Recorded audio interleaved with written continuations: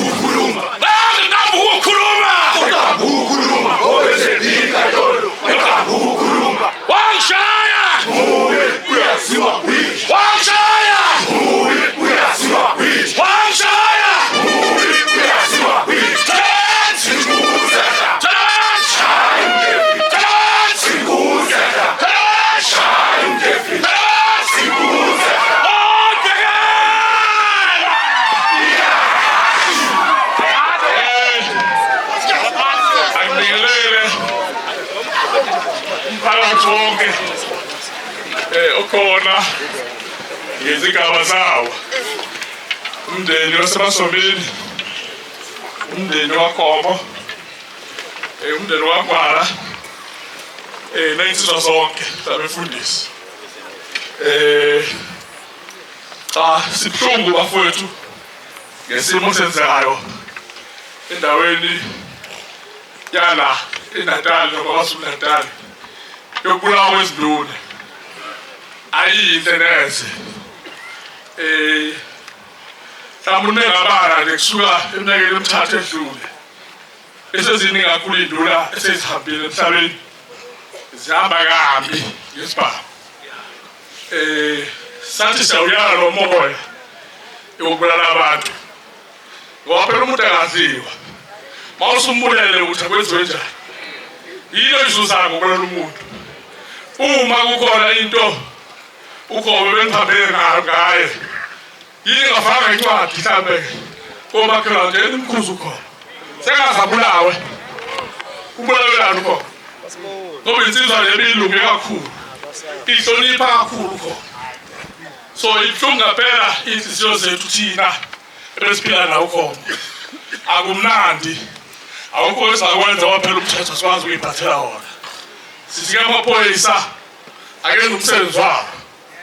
izelelesi noma igrabukhuba lezi zibanjwe ngoba angeke kulunge mase siyibambela thina siyazi vele ukuthi uNkulunkulu uyadala uyena ophayo lothatha kodwa angathathi isandla somuntu wonke umuntu udalelwe ukuthi yokufa ngelanga kodwa abantu abangabulawa ngoba badliwa mawuphambene nomuntu khuluma nabantu bakana bamphethe kodwa bangaphezu kwakhe yini lethi ngawusukazi ukuthatha isibhamu lo muntu ngoba phela ugogo ngeke ubulawa umuntu osuke eGoli ubulawa abantu bala ngeke kusuke umuntu eGoli noma leyo ngoba uzobulala ugogo la bayazi abazi ukuthi ugogo nimbulele ngamanga baphi ngoba phela ukhona into ethiwa mangephi ovela umuntu wakhelo lithi usibani wenza ukuthi bengaprova lutho ngakho kantolo aqhubasa lekhona uqulisa igala basona akha kwenzile namlahle igala kodwa umuntu avela abulawe sibhlungu kakhulu sithi duduzekani imndeni enayihlobo akukho esingakwenza uNkulunkulu uphile uNkulunkulu uthathile abonke lenkosi